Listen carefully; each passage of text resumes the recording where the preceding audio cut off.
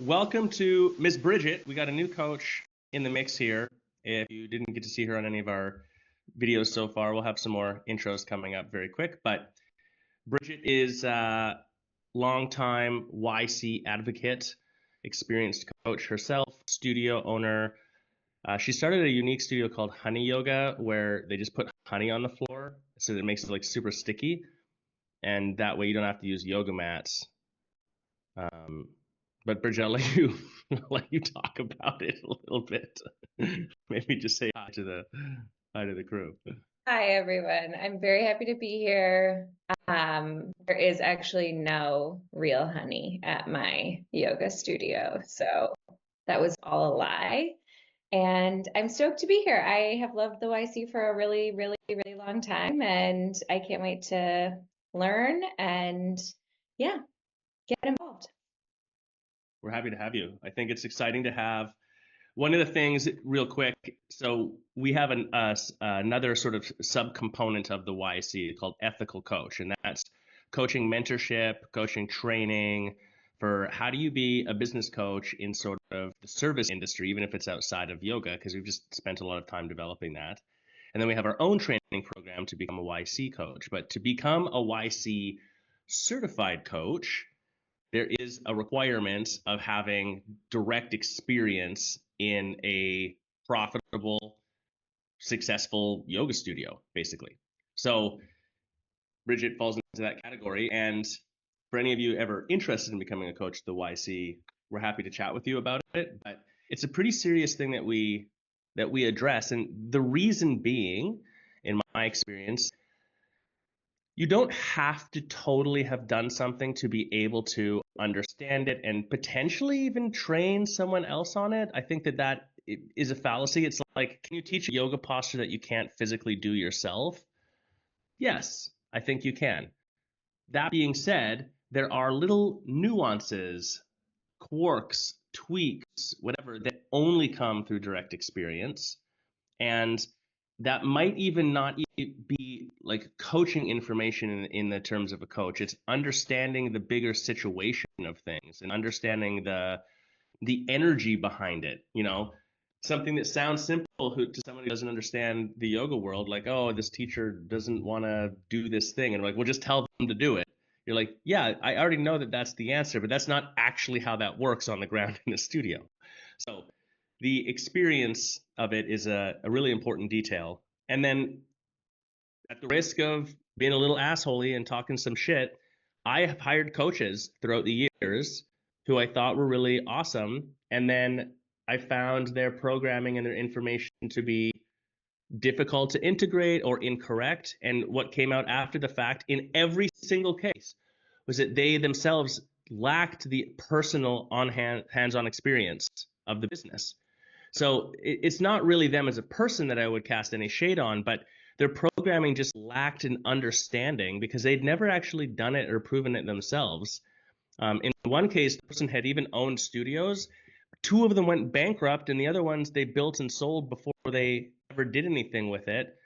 And they also had another income source. So like that's not negative, like good for them, but it just, then to be coaching people on how to run a studio, it's like you never actually done it. You never actually made yourself high six figures and then sold for 6 or 7 figures and understand the whole game that's being played there. So this is a weird roundabout way of saying Bridget's a rock star, so look out, and she's coming. And we're excited to have another coach on the team here. I was going to say, I always go back to, you got to understand, because all you know is hashtag Terry's dad, right? That's our hashtag, because my dad was my first boss. It was, here's your paycheck, honey. Here's $100. Don't cash the paycheck because we don't have the cash flow right now, right? And that's something that only when you own your own business you understand. Now, obviously, he couldn't do it to the rest of the staff. He did it to my brother and I because we both worked for him. And it was just like, don't cash this yet. I'll tell you where. If you need a little bit more cash, let me know, kind of thing. So I think there's also that when you're an entrepreneur. And, just as like the grit, the determination, and, the fact that you've taken from your, like for me, like a lot of people do, borrow from my retirement to buy my studio. So I think that definitely gives a unique perspective, whether you own a yoga studio or a business in general. Just owning a small business in this country is something that is very different and can be very transformative and gives you that, I think, unique edge of the weight's on you. If it doesn't happen, it's your fault kind of thing. And that carries responsibility, that carries an excitement and an energy, and ultimately the responsibility. Well said. I think maybe this is a good subject matter to start. I'd be curious, Carol, you have a unique experience as well as being a small business owner yourself for decades of time, coaching, and then I know through your mom's business, having involvement there too, like getting to see a lot of businesses. That's one cool thing about being a coach, and then on that side, bookkeeping and accounting or whatever too. Small businesses are under fire right now. And look, that narrative is an old narrative. People said that in the year 2001. Like that narrative's been around forever, but it's true right now more than I've ever seen in my experience in business, where small businesses are under fire, where it's a little bit right. Jerry said they said in the 80s, right? Like it's hard right now to there's a big barrier to entry that wasn't there in the past, and then we're seeing in the wellness world is a pretty extreme consolidation of small business, where behind the scenes there's a culling of non-successful businesses and then a consolidation of the successful ones, not always but often under a larger funded entity. And so we're getting a little bit of like a homogenization of things. And I'm not even really commenting that that's negative. It's not my preference, but it's an interesting moment.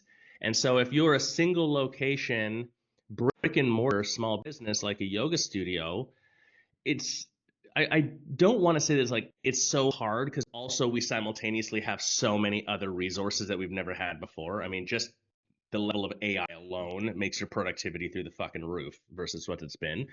But it's a tricky game, In the United States, especially, there were some glory moments where if you started a business and you weren't a complete a-hole and your product was okay and you're in an okay location, like that was it. You were gonna be okay, and that's not how it is right now. So I'd be curious your guys' perspective or take on that, maybe from the studio perspective. Oh, I just typed in the chat is that competition breeds innovation. So, I mean, and it really is, if you look at the history of small business in the United States, because that's what I can speak to. I mean, I was saying, like, I also, that was a narrative back in the 80s when my father went to get a loan. Business loans were in the double digits, right? They were in the double digits in the 80s. And I'm sure if you go back further, it's always been that, small business always has challenges, regardless of the era, the generation, whatever. Small business has always been there, and then there's always been the bigger companies that want to try to swoop into something. And I think it's the small businesses that are like the minnows, those man-eating minnows, those meeting, they're like nipping. They're always nipping and trying to do things differently. And the other thing that's so cool about small business is when you look at the major corporations, they can't turn quickly. They can't adjust quickly. And we're kind of seeing that right now with the fact that all these people that take care of the nuclear stockpiles were fired in this country. And then they went, oh shit, we really need those people. And now they're hiring them back. Because when you have a big entity, you can't necessarily make quick changes because there's so many layers that you have to, it's the pawn, we do this here, and they're not thinking, okay, 3 steps, 4 steps from here, we're going to have this ramification. And I mean, I'm not saying that for any political commentary. That is just the reality when you have such a big organization, whereas small business is stealth. It's mysterious. It's Carol. It's right. You can turn on a dime. You can make decisions, and you can recalibrate. To use one of Josh's favorite terms, you can recalibrate much quicker when your business is small. And I think sometimes that is what scares the big businesses, right? Is because the nimbleness that small business can move more nimbly, can move quickly, can shift, can change directions seriously on that dime. where a big corporation, they couldn't even do it on a battlefield, on a football field. It's, they need time and space to be able to do that. I don't really know where I'm going with this, except to say that I think small business is the backbone. It is in this country. It's the backbone of this country. It really is. And I really do hope it's here to stay. All right, I'll get off my soapbox. I'll shut up. And I don't know where I was going with that, Josh, but it sounded good.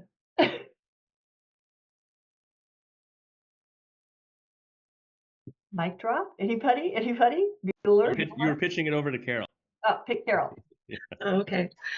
Yeah, actually, Terry, before you even said that, that's what I was thinking, is that that's kind of the advantage, right, of the smaller businesses, is that you can pivot quickly. I feel like we felt and saw that a lot during COVID. We had to, and so that was, for some studios, as long as you had the cash flow or the reserves, we're gonna make it happen and just do what we need to do to make this work.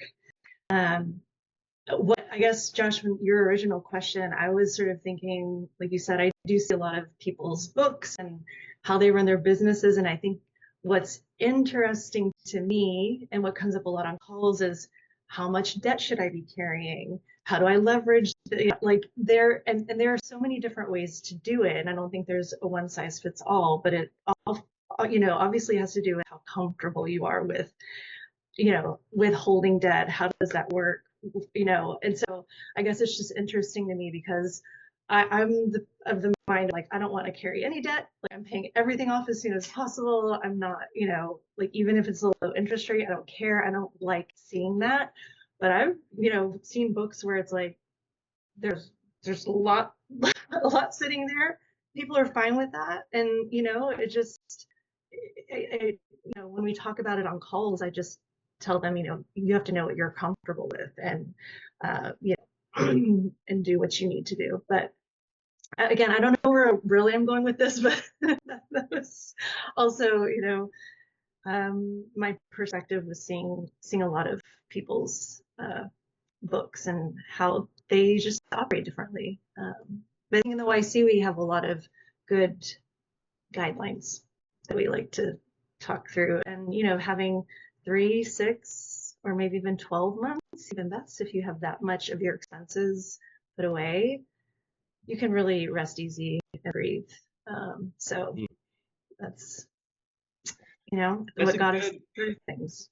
It's a good point that, like, there's no right way to do it. And we've never coached in that direction. Like, there's some best business practices. Absolutely. There are some, dare I say, truths that it's just like, they're so friggin' proven that it would be silly not to use them to your advantage in terms of knowledge and action. And the nuance is your unique business. But for every time we say, like, this is the way it should be, and that's not the way that we say it's not, someone else proves you wrong. So, like, you can do whatever you want, but it's like, what's the intelligent way? That all being said, tying this to, like, the experience of a coach too, yoga studios are fascinating to me.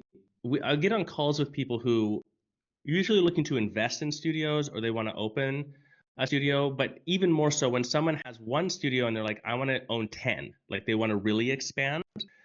And that's a different equation that you're calculating on.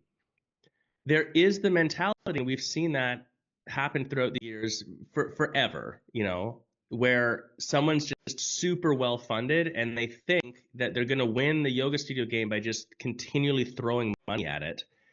And I can't think of a case where that's true. I can't come up with an example where someone over a 5-year time horizon just fucking chucked and dumped money into a studio endlessly, and then on the other side came out with the big upper hand. I just haven't seen that. So, and if the bigger proof is like Yoga Works and these larger consolidator brands of the past, there's a reason they ended up bankrupt.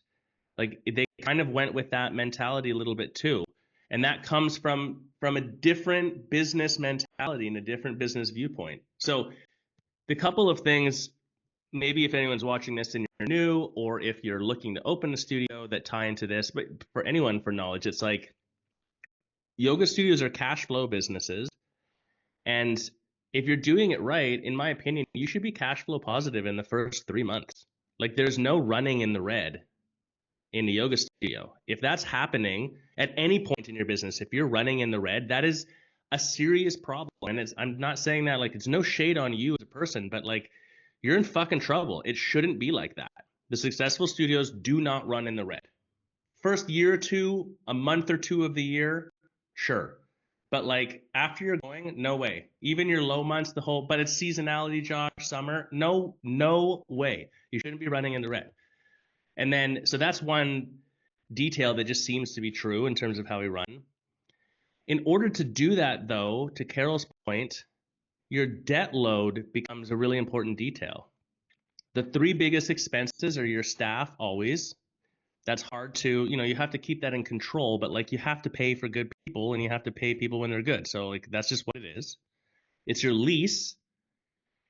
That one has to do with upfront negotiation. And man, I have to say, we've seen a lot of people get real screwed there. So you do have to, I'm not saying it to be scary, but like you do have to pay attention. We get all excited about the place we want to go into or whatever, and you get a fast one pulled on you because it's like an 800-page document with a bunch of random shit in it. So, and you can't change that after the fact. It's very difficult to manipulate a lease once you're in it. And then the third one is debt load. It's how much debt did you take for leasehold improvements or for whatever else, whether privately or from your bank, to get the studio going, because that payment every month, the difference between a studio that slowly gets ahead over a 3-year time horizon and a studio that feels like I'm perpetually behind is a $3,000 a month debt payment. That's it. So that's the one more employee, or that's your personal, pay, or that's just in the beginning. That's the thing that can be really hard. So it doesn't mean to not take debt. I took a lot of debt opening our last studio in the beginning, and that was part of the plan. It's just you have to plan for it. I was just gonna say that's what I was gonna say is if you have a plan for it, right? And I did a post last week or sometime about a client that got caught with an unexpected tax bill because they didn't understand that this was something they had to pay. So part of it is the knowledge and power when you're starting a business, regardless of what type of business it is, understanding what you need. And even if you don't, like I said in this post, it's like if numbers aren't your thing, you got to have someone who knows numbers, a bookkeeper or an accountant. If they make you feel small, then get rid of them and find someone who will talk to you and explain to you this is what this stuff means, right? So you need to have the knowledge. So, and we always say knowledge is not power. It's knowledge and action that is power. So understanding the actions, understanding what your debt load is and what does that mean for you, and Carol's point, your tolerance, your risk tolerance. Like, I'm at that stage where looking at my retirement portfolio, and it's like my financial, it's like, what's your risk tolerance? And so that gets plugged into the equation, is that I am not a high risk at this point. I'm solid, that kind of thing. And the other thing I wanted to note, you said about the lease negotiations, obviously cool. That's really critical. And how much you spend on the build out. Do you really need to have marble countertops? Sometimes you go into studios and they're spending so much money on the build out that it's almost it's going to take them 10 years to be revenue positive, right? So there's something to look at there. And then the other thing, because this did happen, is if you're buying an existing building, an existing business, a studio, and obviously there's the lease negotiation, but what else is going into that? So you understand the nuance, like are there additional CAM charges? I had a client that was like, didn't understand that, oh my gosh, every year I'm getting hit with these additional CAM charges. I got that the first year because of this little thing called snow removal, right? And that was like, that can be a real big impact. So understanding those type of things. And then little things, like we had a client that bought an existing business. The former owner was still going to do the YTT, failed to read everything and understand it, and then ended up losing a ton of money on the teacher training and still had to pay the woman when they canceled it, had to pay $20,000 because so those are the subtle things that as a business owner, it's like, this is where it pays, if any are listening out there, to hire professionals like property managers, commercial property brokers, a lawyer. This is where having those people and paying them to help you through some of this stuff can reap huge benefits down the road. Or Because even just a coach. just a coach. We can't give legal advice can't and give- don't but- know your jurisdiction, but that's the whole point of this like experience thing. We've seen it. I've experienced it. We've experienced it personally. We've also seen it. Bridget, I wanted you to maybe pipe in on debt load, specifically though with reinvestment, because I know your studio's been around for a minute. It's like you kind of have to have some budgeting for reinvestment into your space, but sort of tying this to Carol, what you were saying, I'm with you. Like I don't have a proclivity to want to hold debt. I don't like that. It stresses me out. I get the game of debt and I understand when it's beneficial to use debt instead of cash. But the one major thing, and I promise this gets to the question, Bridget, is the one major psychological detail here that is a fascinating one is if you would utilize, let's use a simple number, $100,000 in debt and be like, okay, and then just spend it and use it, would your energetic attitude and how you use it and your decision making be the same if it was your own $100,000? And most people, if it's the last 100K you've got, there's no fucking way you're investing in the same way, but you'd happily take 100K in debt from somewhere else. Like whether we want to admit it to ourselves or not, it's a different psychological thing in my opinion. So that, I don't know, the holding debt thing, it's like that level of awareness. If you're taking debt, it's not exactly the same, but if you lean it more on the side of like, this is my 100,000 that I'm going to spend, and I'm so confident that it's worth it if I was to spend it myself, that would make me confident in using the debt. To that point, reinvesting in the studio. This has come up recently for me, a couple studios. They're like, okay, well, it's time for us to reinvest, but we don't really have that much excess cash and we don't want to use it. Like maybe we should get a loan to reinvest in the studio, but they're asking about like, what should you do that and is it worth it and whatever else?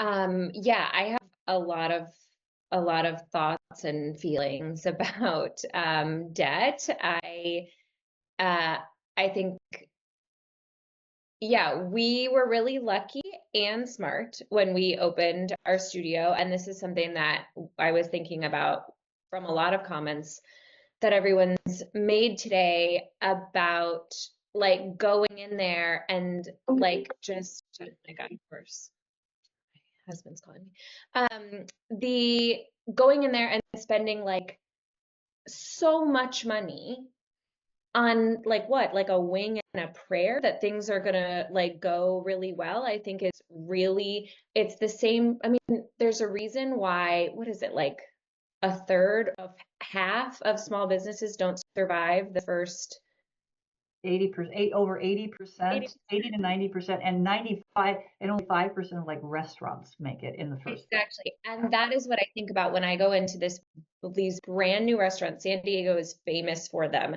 where like they've got a carousel in the middle of the restaurant. Like they have put like tens of millions of dollars into this restaurant. And like, why are you assuming this is gonna do, like, it's not smart. And so we took out a very small loan and we were very lucky to get it from my parents. And so, you know, it was a very good interest rate. But it was also a very small amount of money. And even if that had been from someone else, I could have paid that back by now, like many, many, many times over. And I think that's really important for all small businesses. And I think it's such a key, and it's how you go and are in the black right away, which we always were. And we actually, for the first few years of our business, we weren't a great business. We weren't particularly profitable, but we were always in the black. And part of that was because we started small and we did not assume that things were going to go gangbusters like right off the bat. So I think that when you're thinking about how much debt to take on, you need to be, especially if this is your first business or your first time doing this particular kind of business, be extremely conservative in like the numbers when you are thinking about how well things are going to go, how much money you're going to have to pay off your debt. In terms of reinvesting, We did consider taking out another loan for reinvestment after COVID.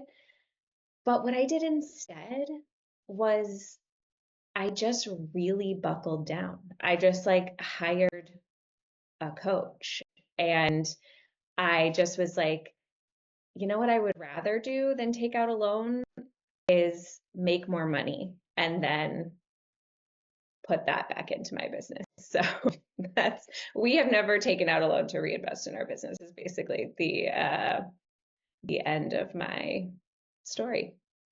Oh my God, Terry figured out some reaction thing. I don't know if it just goes through the live stream or not.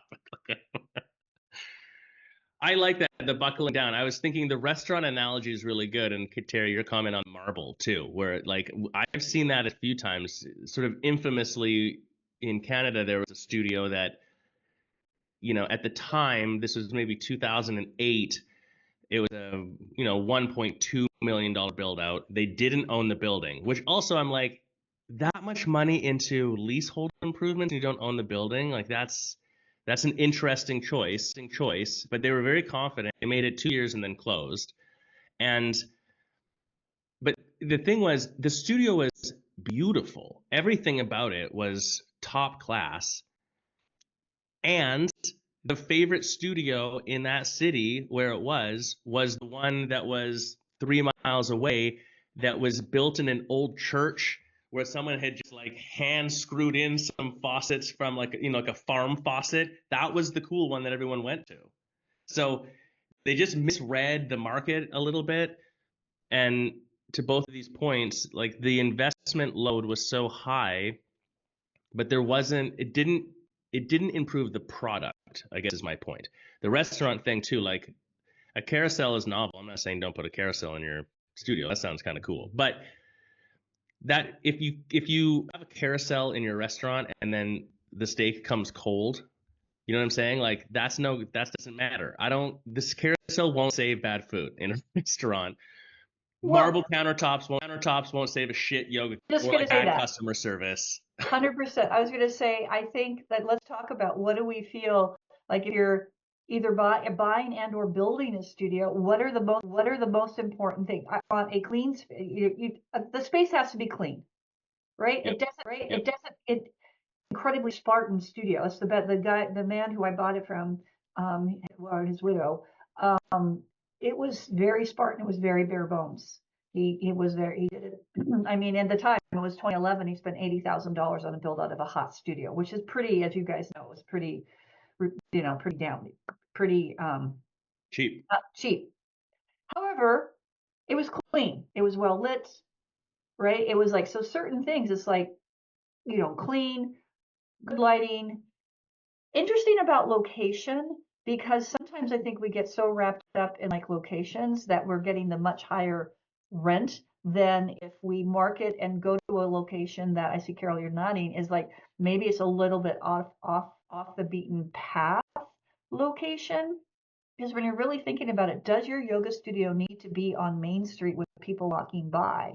No. Is it with shitty parking? And because that's a big one, depending on where you're at, is the parking, right? So better to have a location that if people are driving to you, that you have good parking, easy parking, that type of thing. So these are all things I think sometimes we get.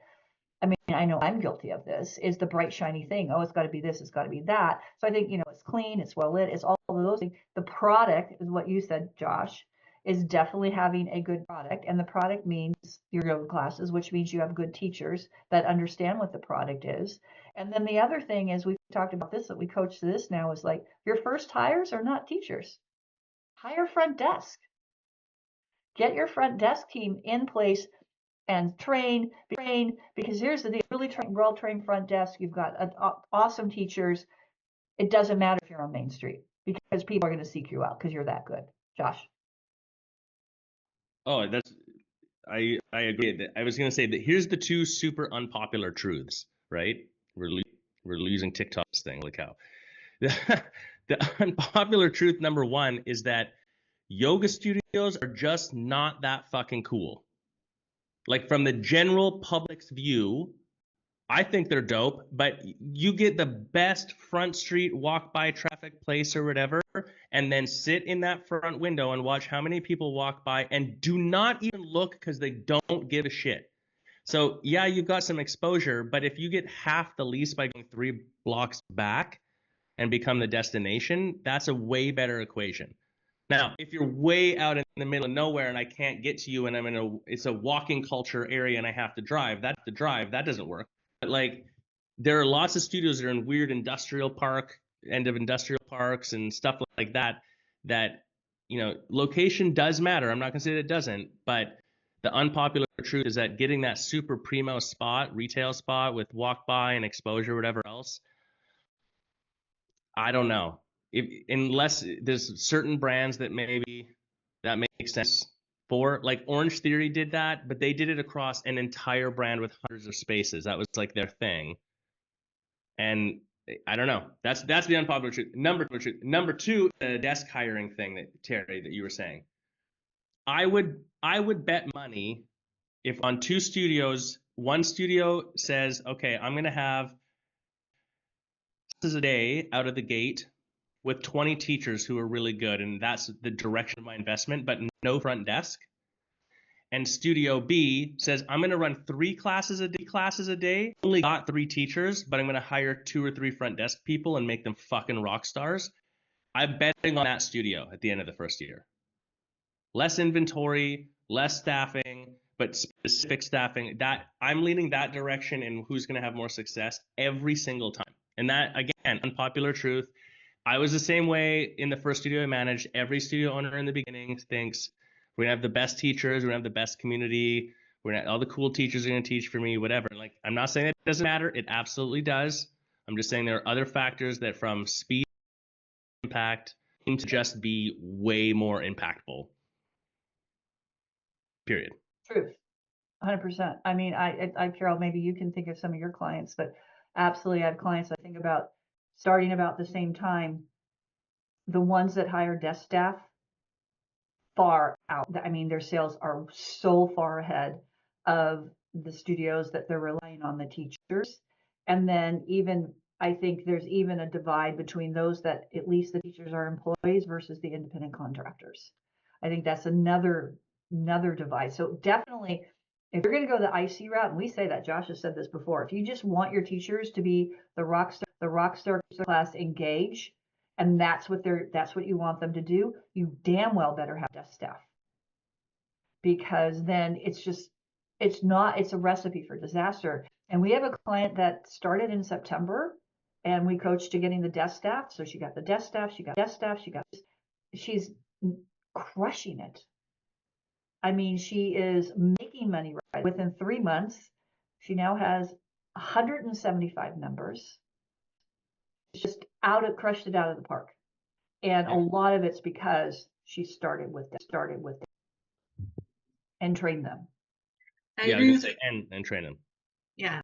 I agree with everything you guys are saying. And I just want to add, the size of your yoga room is so important. Like, how many people can you fit? Because that's going to determine how much ultimately you can make.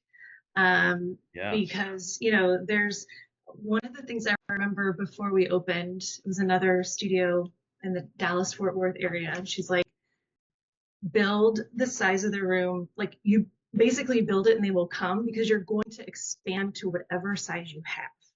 So if you only have 20 spots, that's as much as you can get. But if you have 40, you could double your money. So it's just, I think that's also ease of access. So like what Josh is saying, you might be in an industrial park area, but as long as it's off the main artery, like the main highway or something, like that could still work. Have parking, ease of access, and a good sized yoga room, and desk staff. You're right. In Leads to Members, Bridget and I were on yesterday, members program, and we started talking pricing, and then the calculation around room capacity came up because it impacts everything else you do. That's your inventory. So, if you only have a really small number, you have a 10-person room, there's also a limit like, it just doesn't make sense to run a class at 2 p.m. in most markets. Not really, even with a 10-person room. So you're not realistically going to run 10 classes a day in most markets, which means because all your classes are like that pre and post work market, maybe one mid morning. So call it 5, 6 is like probably a normal calibration place. And you've got 60 spots a day, and that's it. And you're capped out. Your high use people are doing 2-3 times a week. So you can do a calculation, like you get the maximum, there's a maximum number of people that you have capacity for, and then that pricing, and it changes a lot of things that you do. It's not even, you can do that. There are businesses that are successful doing that, but you just have to know up front. I was going to say, Carol, that the other side too, because in the mid 2000s, that message started to get out. There were a bunch of studios that got built with like 100-person rooms and stuff. There's a few that we've coached over the years, 70, 80 people. And they work, but also now some of those legacy studios where you have 100 people, like it's hard to get 5 times a day 100 people, and like there's enough competition in boutique fitness that the total volume is a little lower. So they're limited by that, but that changes things too. So it's more just like having a plan for that. What's cool is if you have a 100-person room, like have a pony wall that you can put through the middle, so you can shrink it if you need to or whatever. So it's not like people are lost in that little place. What you just said, oh, sorry, Carol, to what you just said, Josh, I just did the math. So if what you just said, you have 60 people a day, if you reach 80% capacity, 80% of the time, and you have an average of $14 per visit, then the max you could really is like $244,000. That's it, based on the size of that room. Right. So then that's the equation. That's where then, and this is Carol's point too, like that's where this narrative, it's not the only place that this comes from. That's partially where this narrative in the yoga world comes from, that you have to run a teacher training to make money. You have to do retreats to make money. That's where that comes from.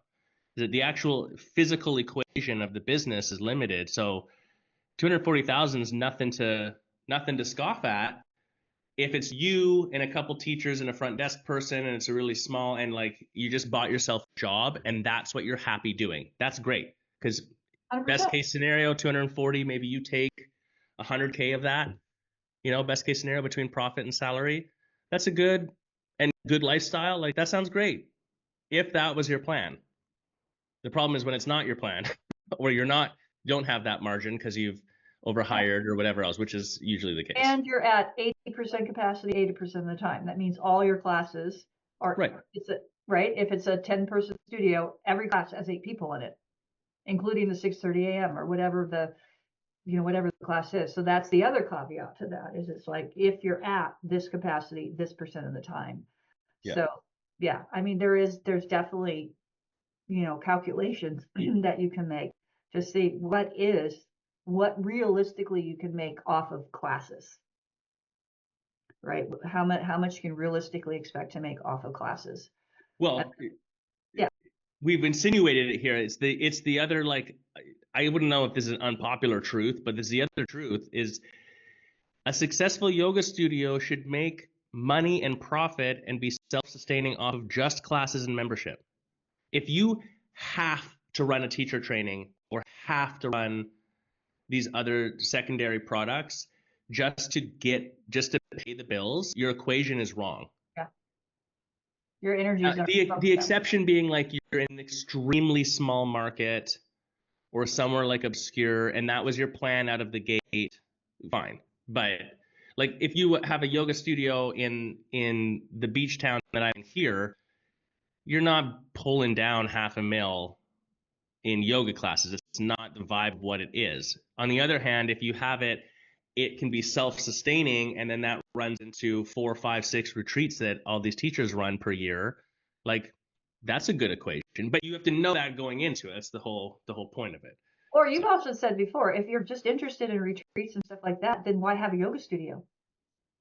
Right, just if that's what you want to do, is just do retreats, and then take the money that you would have in a studio and just have a really good funnel and really good ads going that fills your YTT. So take that $10,000 a month or $5,000 a month you pay in a lease and put that towards advertising to build up your YTTs or your retreats and not have the physical location at all.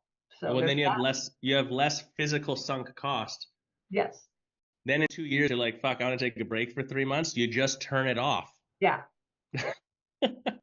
Or conversely, like we keep saying, like I think that there are small business owners and there are entrepreneurs. We're the Yogapreneur Collective because we're coaching towards entrepreneurship. If it's not a knock on small business ownership, but again, it's like in my mind, the purest small business owner is someone who's purchased themselves a job. They've created a lifestyle and job for themselves, and that's it. That's the limit of what they're trying to do. And if that is truthfully what you desire and you've calibrated to that, good for you. That's awesome. So conversely, in a community like this, like you got a little studio, you run 3 classes a day, it pays for itself and gives you a few pesos in your pocket and you get to practice every day. Great. And you get to live in paradise. You know what I'm saying? Like that's fine too. Just as long as that's what your goal is. All right. What else are we talking about? Carol, you had something. Yeah, it's interesting how more than one time this week it came up on calls, clients asking whether or not they should have family memberships. And I don't know, I'd love to hear everyone's thoughts on these because, like personally, when I had the studio, I was like, our prices are dialed in, they're fair, like you pay what you pay, and I never wanted to deal with with the hassle potentially of like figuring out like who is fair, like if you have like is it just a spouse, is it a roommate, is it a who qualifies for this, if you have children do they get classes too, like there are so many like different scenarios that could come up and I didn't want to try to figure out something for each scenario. And so anyway, I that's my thought with it. And also, I feel like if it's 1 or 2 people asking, is it really something that you need to have? So that's how I was thinking about it. So I'd love to hear whatever anyone else has to say. What do you think? Do we need to have them? There we go.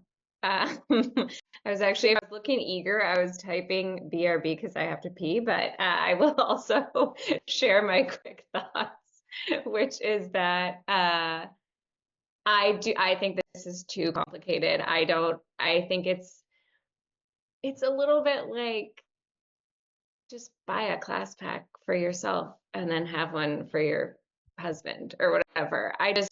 Walla is the software that I use and I very much love. We can't even share plans in Walla. It's just, I mean, there's like some random exceptions I might make. I'm not big on exceptions in general, but there's some weird situations where I might be like, okay, whatever, you dropped off the face of the earth. I'm going to give your like mom your last 3 passes or whatever. I don't know. But for the most part, I just think just don't complicate things for yourself. If the issue is, I also might do, instead of like a 10 pack, maybe then I would be like, can I just sell you both a 5 pack? That's like another thing I might do, but those are my thoughts. And now I'm going to run to the bathroom. Bathroom break, quick talk. I think, yeah, I agree, Carol, with you and with Bridget. Like, overcomplicating things is what I would suggest to avoid. It's unnecessary. And I think that partially the nature of where a question like this comes from, in my experience coaching, is the desire to appease everyone in your business and be like a nice person, So, which isn't negative necessarily, but that's just not actually, it doesn't actually do what you think it's going to do. If I'm like, is there a family pass thing?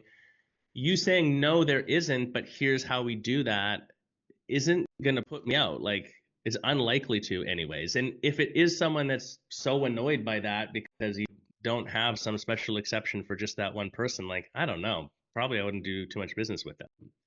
The only other thing that I would throw in the mix here is we always had the concept, and we've talked about this a lot, I know, about like the customer isn't always right, but you want to keep the customer always happy.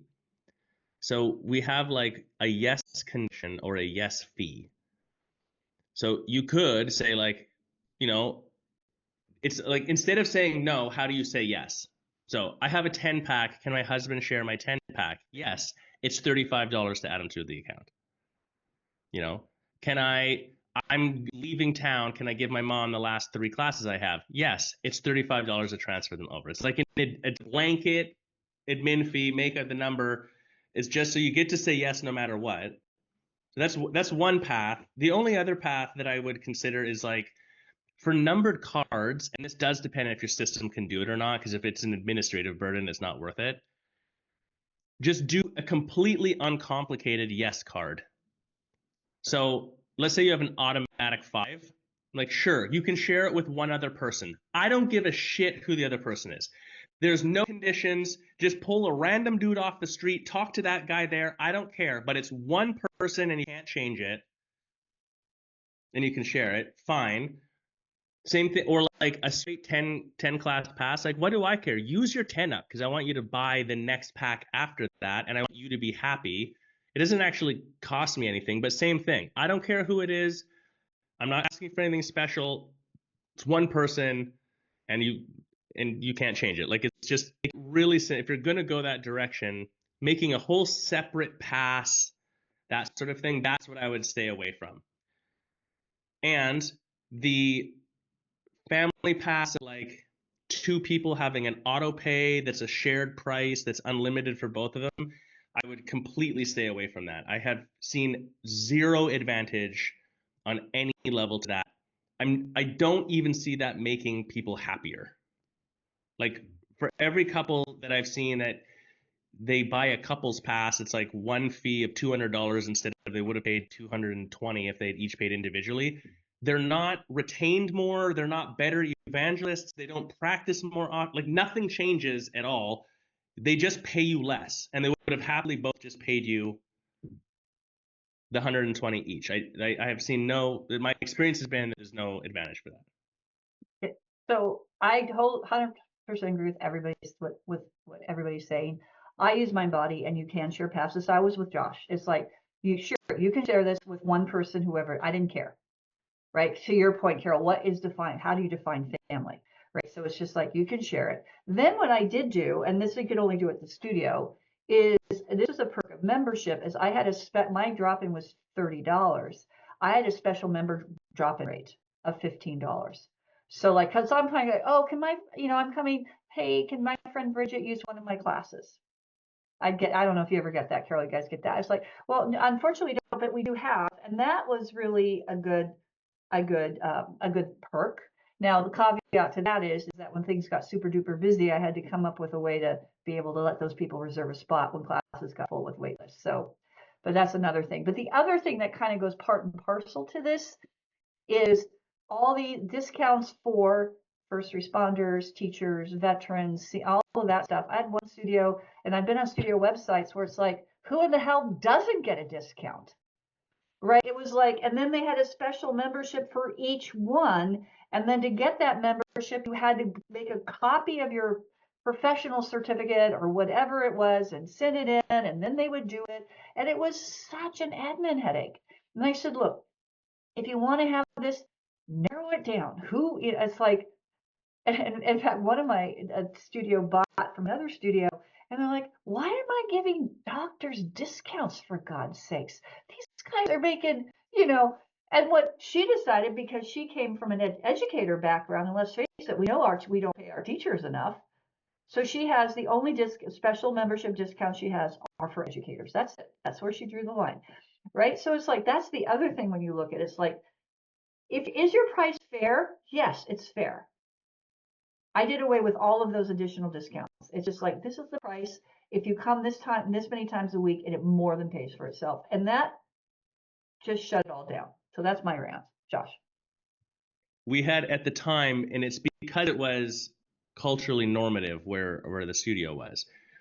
Our discounts were for 2 groups, and it was called nerds and old fogies. Oh, jeez. So if you came in and were like, I'm an old fogey, you got $10 a month off. If you're like, I'm a nerd, I'm at school full time, you got $10 a month off. Like, and we never asked, we never proved it. I'm like, if you're willing to come up and be like, hey Josh, I'm an old fogey, be like, cool, you get a discount. I don't care.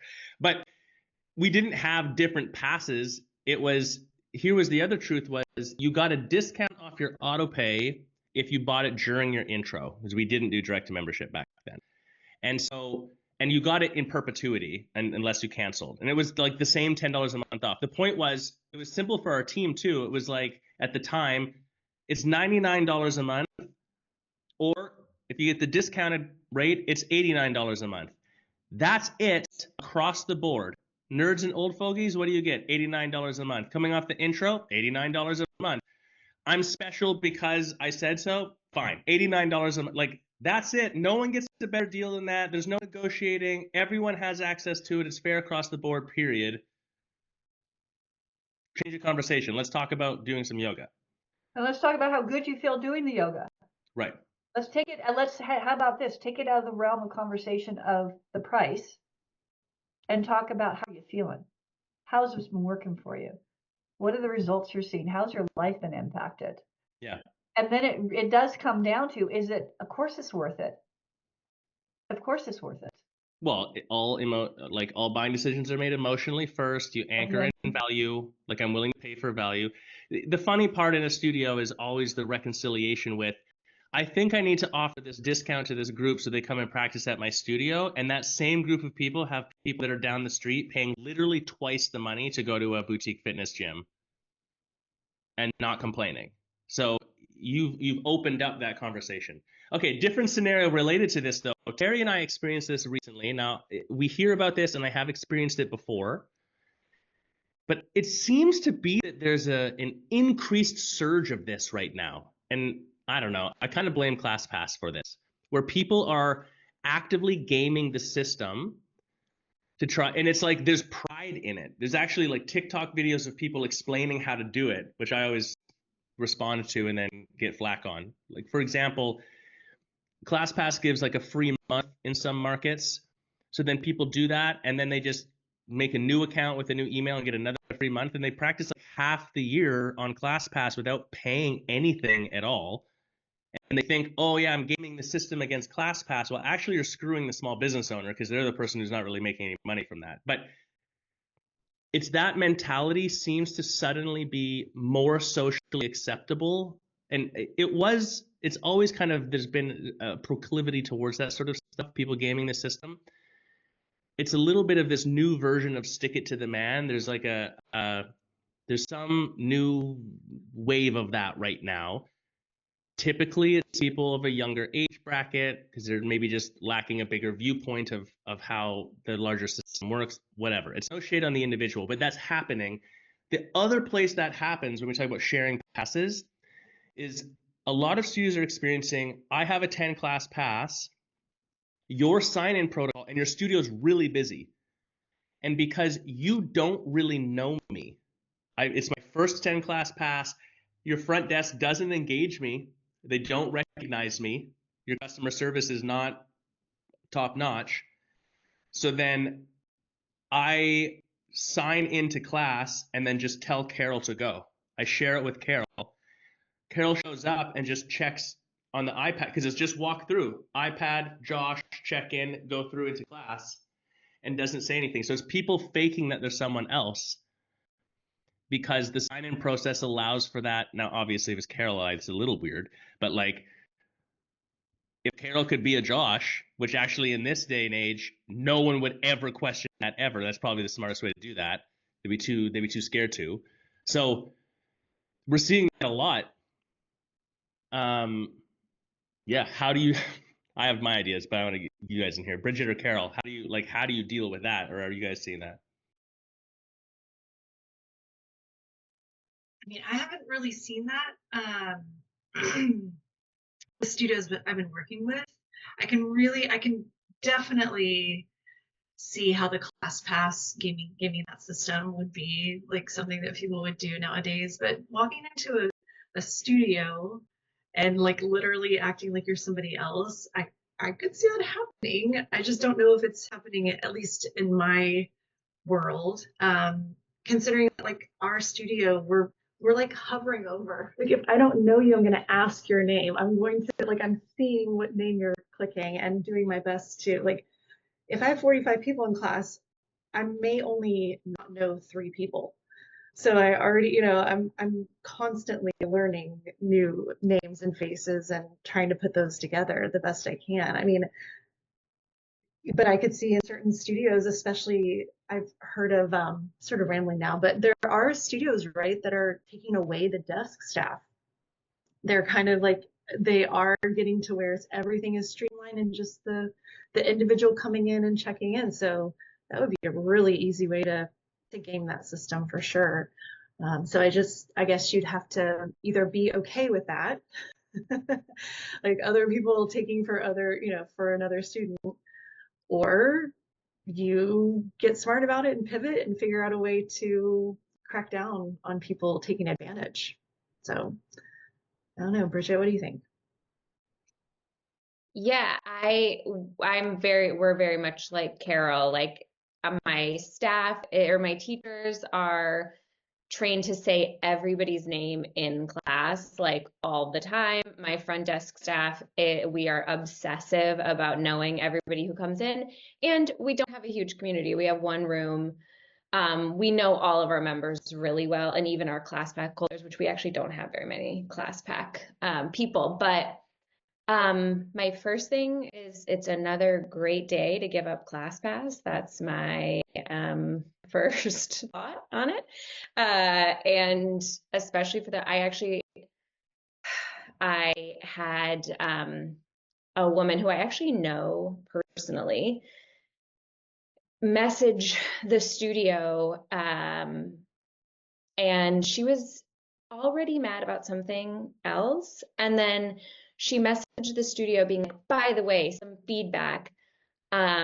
Your drop-in is so expensive. And when I can go to any class in the city for 10 or 15 bucks, I would never purchase your drop-in. And I'm like, first of all, amazing.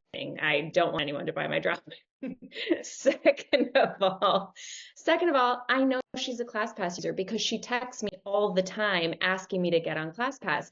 And I'm like, if you are paying $10 for your ClassPass, like on ClassPass, that studio's getting like $5, like, and it's so crazy. And it is this, I think, people who have never owned small businesses, I think they do have this warped sense of like what small businesses, like the resources that small businesses have. And they do get in this vibe of like the small business owner is the man. And I'm just like, we are not like Walmart. Like, what do you think is happening here? Do you think I'm walking around with like money just falling out of Money my bags. hands? Yeah, like it's crazy. So yeah, those are my thoughts. No, I think that perspective is an interesting one. I think it's partially a naivety, like people are just actually oblivious, and partially what's the word? Like misconception, misappropriated viewpoint. To your point, small business owners, who are they? They're your neighbor. They're the dude who lives fucking across the street. That's it. You know? Yeah, it's a good point. ClassPass is a huge. I mean, we should do a whole episode on ClassPass. It's such an endless conversation. ClassPass aside, it's like the gaming the system mentality is an interesting thing that's always going to be. It's always been here. It's always going to be here. I think there are bigger fish to fry in most cases. It's like the idea of like, oh, Bridget did an intro at my studio 4 years ago. She shouldn't be allowed to do it again. Who cares? Like, if someone gets away with doing a second intro in a couple of years, that's not probably a problem for you. They're still coming back and doing more yoga. But these other things, I think that part of them, part of the reason we see them is that the nature of how we operate, or how yoga studios might operate if they're not dialed in, allows for it to happen. The like taking advantage of, I'm going to use Carol's 10 pack or whatever else, or the ClassPass thing is a little bit trickier. But if every student has to actually register in your system and you have every student's photo and you offer the customer service to the level you're describing, Bridget, your studio, where like we use every person's name every time and like we're gonna know you, then someone will still get through, but like it's way less likely. And not because you're like looking for them to enforce it and like get them for trying to pull one on you. I can remember someone trying to pull one on us, doing a fake account for a second intro right back to back with another one. But our team was the same thing. Everyone knew everyone. You used their name every single time. There was a whole protocol. So they came up as a first visit person again, and they came in and were like, oh, Carol, like, wait a minute. We just thought someone had the same name as you. You're not new. And they're like, oh, oops, I didn't mean to buy it again. And we're like, no problem. We'll apply it to something else for you. Like, thanks so much. You know, like, obviously they did it, but oh well. But yeah, just I guess the point would be if you're offering good customer service and your team is on the ball, these things naturally sort themselves out quite a bit as well without you having to put scarcity protocols or fear tactics in place. You know, the note on the website, only one per person per year ever. And if we bust you, we'll phone the cops. Like, oh my gosh. Go ahead, Terry. I was just going to throw this out there. We talked about ClassPass because it's a perennial problem. And the biggest issue is not so much with existing ClassPass users because they get like the first timers when they're coming in 1 minute before that or at time or whatever. And I've been thinking about this. I'm just going to throw it out. We can talk about it another time, but what you guys think about this is, and this comes down to, like you said, Josh, is like having very clear policies and being able to stick to them. And one of it could be is like, you know, I have multiple studios that use ClassPass, but specifically say, please get there by at least 10 minutes before, and 99% of the time they don't. What if the policy was, if this is your first class with us using ClassPass, you must be at the studio no later than 5 minutes before class starts, or we cannot let you in. And you know, from a client satisfaction experience, we need time to blah blah blah blah blah, and you stick to that. And then if they show up and then you say, we're sorry, we have all this information on ClassPass. ClassPass is a third-party booking agent, and we have our policies very clear there. And you know, and then at that point, what you could do is say, hey, we get it. You can come back. Here's a free class, and you can get them maybe to come back that way. But some of this could be solved, I think, and tell me maybe based on the experience we had the recent onsite, is by really dialing in those ClassPass policies and then standing firm with them. Yeah. Well, what we discovered recently was a good example. And then also, I've experienced this across the board. When a studio is sort of in full swing with ClassPass, that's typically where we see this the most. And when I say full swing, like we have studios, when we were just at even, you know, 50% of their visits are ClassPass. They're not filling unused spots at that point. It is how people are practicing at the studio. So that's a tricky place to be, because to switch that, if you wanted to, is an arduous road. You can do it, and we have done it, but it's going to take a minute. In the meantime, or if you are just happy with it, that's fine too.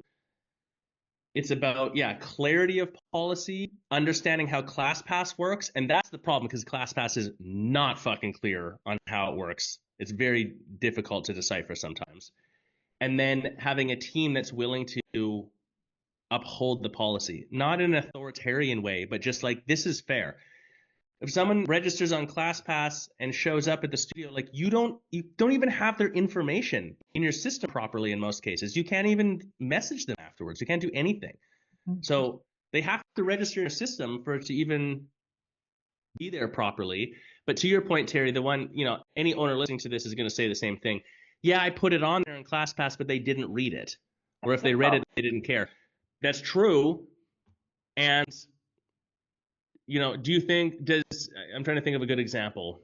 Facebook Facebook, airlines, whatever, they update their policy. You check a box, you didn't read it. You go up and say like, well, I didn't read it. There's not even a conversation. Too bad.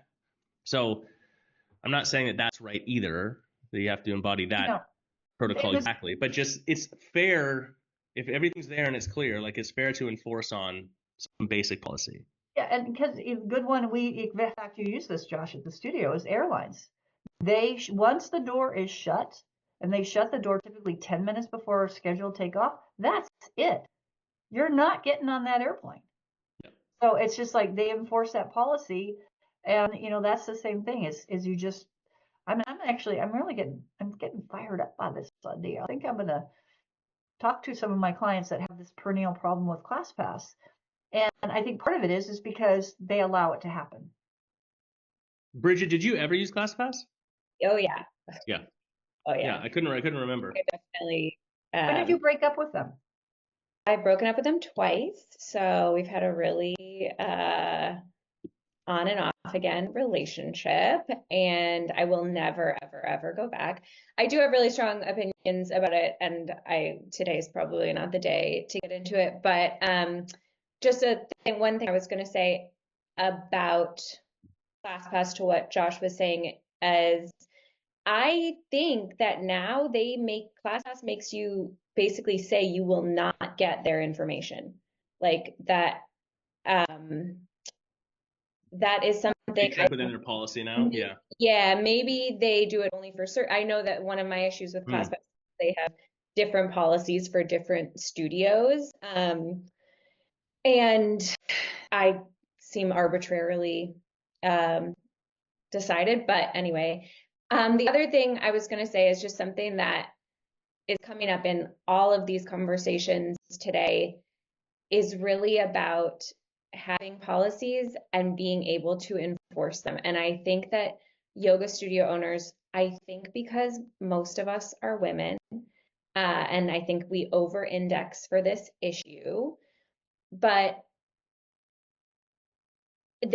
we spend way too much of our precious energy asking other people, like, what do I do when this person broke the rules? And it's like, I get it, I've been there, but if you learn to and I love what you said, Josh, about like the yes and like the yes no kind of thing, like where you that's how I train my staff, is very much to be like, just say no without saying no, like say it in these other ways basically that makes them feel like you're meeting them somewhere, but the policy is the policy. And I think that we would all be so much less burnt out and so much happier. We learn to drop some of these like really codependent tendencies of just wanting everyone to think that you are bending over backwards for them all the time. And I have actually found that the people who push your boundaries over and over or try to push your boundaries over and over again, they actually can end up being your lifelong, like die-hard clients if you say to them, like, this isn't actually how I'm going to let you behave here. This is a place where you can know my rules, and like you can trust me that I will uphold them for you. And some of those annoying clients who are always asking you for more have become some of my like dearest, longest time clients, because I think I meet them where they are instead of like bowing to their sort of pressure. This is exactly why when I was a senior in high school, I spent every other weekend on restriction. Because my dad's policy was, you have to be home by 11 p.m. my time, my watch. And then when I walked in the door at 11:01 on his watch, I was on restriction the following weekend. And it seriously took me about half my junior year to realize that all I had to do was get home by 10:59, right? And the one I never could move him off the mark for is my brother, who was a couple years older. His curfew on Friday and Saturday nights was midnight, and mine was 11. And I was like, that's not fair. And this is where I get it. My dad said, honey, life's not fair. Get used to it. You're a girl. Too bad. Too bad. Hashtag Terry's dad. Hashtag Terry's dad. But actually, to your point, it's like when you have those policies and you stick to them, it gives you, like you said, it's the guardrails. And it empowers your students, though, to Bridget's point. It empowers your team, too. Absolutely. Yeah. I would add to Bridget, I think you hit the nail on the head with the point of burnout, that like there is an energetic expense to certain interactions, and it will be unavoidable as a studio owner on the whole. But why put yourself or why behave in a way that increases the frequency of that? If you're always bending and manipulating and trying to make everyone happy and people pleasing, when you have clear policies that are already fair, because once that's in place, you are expending all this energy, and those are the little things. That's the drop in the bucket, but it's a bunch of them every day, and then all of a sudden you're like, I hate yoga, like literally, or I don't want to go to my own studio, or in the most extreme cases, like I want to go to my studio but not when Carol's teaching, or not when Terry's taking class because I don't like being around Terry. Like that's insane if you think about it. Like objectively, you zoom out and you're like, if you saw that in someone else who is your friend, you would never accept that. You'd be like, no, this is not right.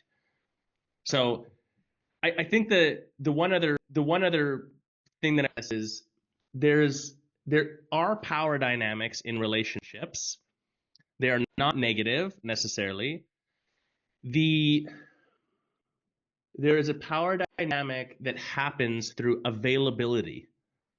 Realize that as the studio owner, at some point, you are the special one. You own the studio. You have all power. You invented the game and the rules. Your class is probably the special class. Like, you're the special one, therefore, and you're one person. You are the least available person.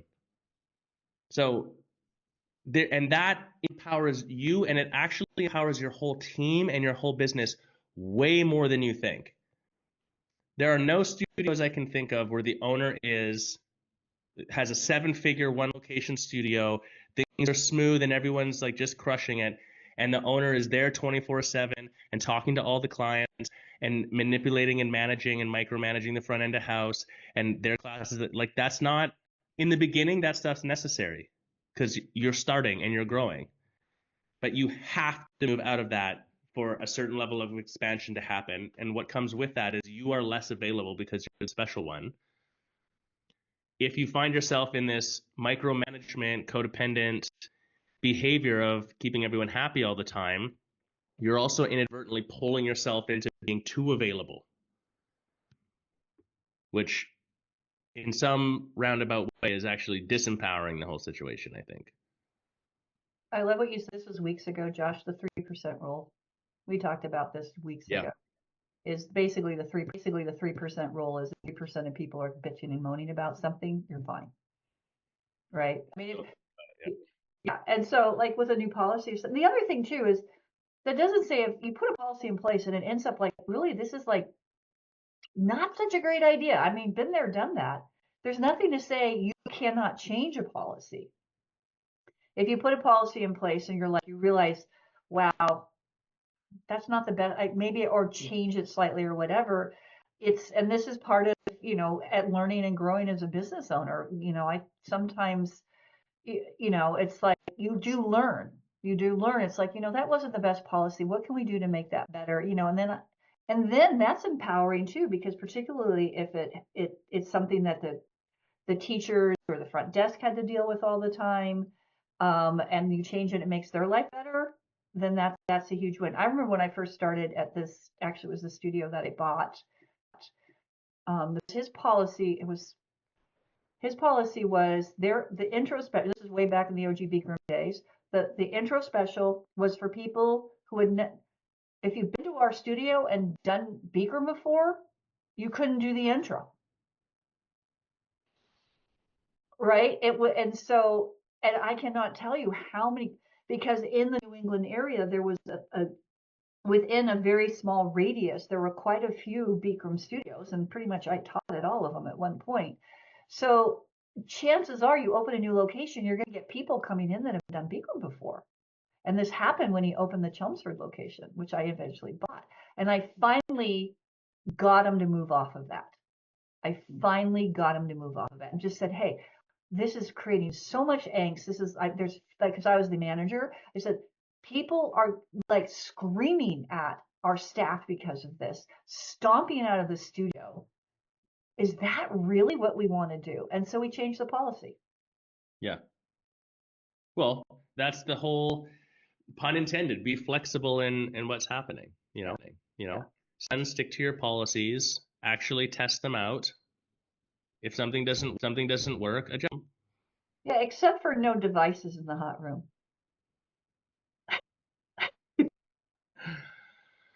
Whew, that's a yeah. Carol and I are. Want to go there, Terry? We only have 5 more minutes. Because Carol loves devices in the hot room. No, because Carol hates devices and Terry likes to wear her device in the hot room. It's the other way around. No, yeah, I'm on the no device category personally. There's one studio that I went to maybe 2 years ago, and they literally had a basket at the front desk. They're like, come and put your device in here.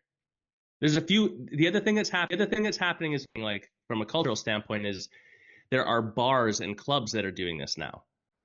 Like, to get in, you have to put all your stuff in a locker, and they check you. You get pat down, not just for weapons. They're pat down like no phones, no photos, no nothing. If you're coming in here, you're just coming in as yourself and going to interact with people.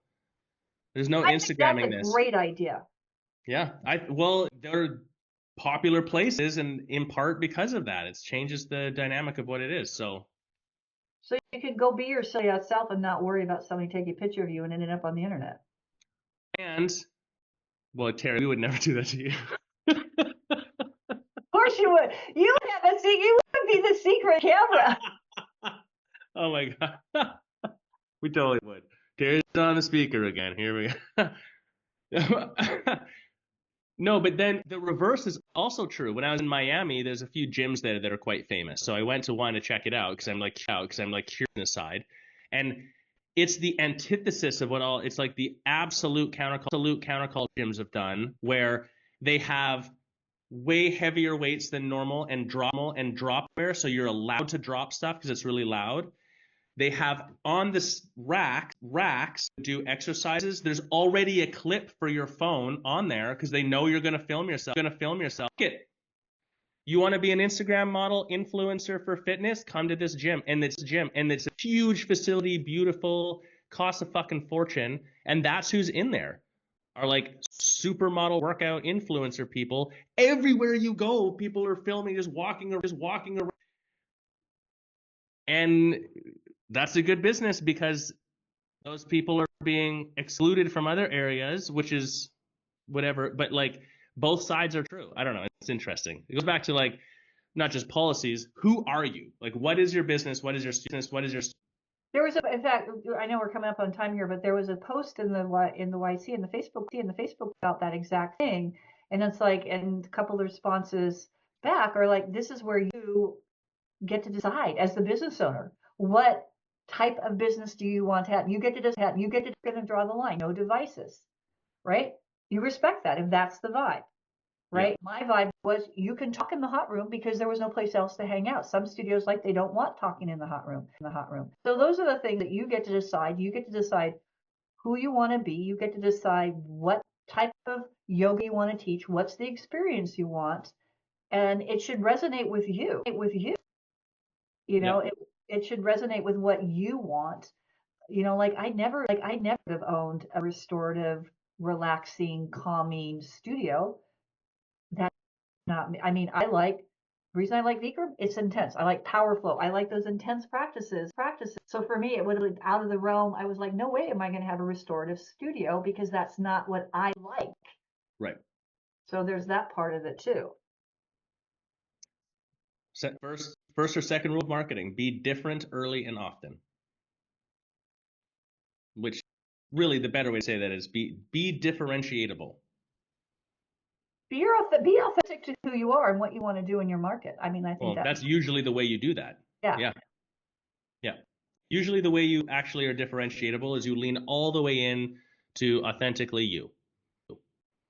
Because you're probably unique enough, you weirdo. All right. Yeah, you decided to open a yoga studio, for God's sakes. Yeah. Okay. Well, now that we solved all those problems, have a great weekend. Post in your comments.